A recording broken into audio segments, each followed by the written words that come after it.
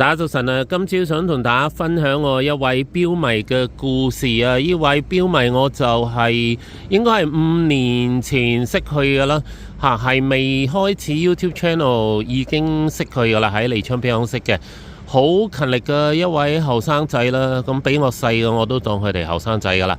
一個星期工作6日只係星期日放假。每日嘅工作揸車送貨，自己落手落腳，真係勞力嘅。由朝做到晚，有時夜晚成9點10點先收到工啦。到星期日先至有自己嘅時間啦，行下錶鋪啦，買下錶咁啦。據我所知就冇乜不良嗜好嘅，又唔飲酒，又唔食煙，又唔賭博，咁即係好多錢剩喎。佢又賣下錶啦，都量力而為嘅，喺自己射程範圍內去選擇啲牌子啦，同埋啲超筍錶入手嘅，非常精明嘅一位錶迷啊！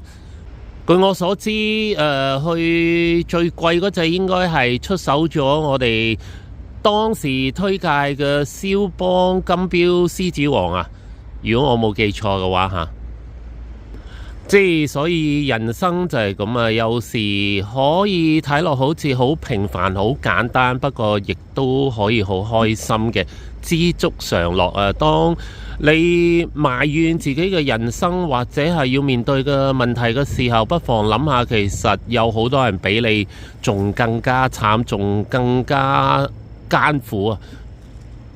今日所講呢位標迷純屬虛構啊，如有雷同，純屬巧合啊！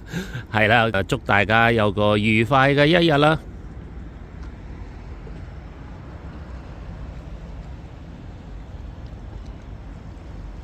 拜拜。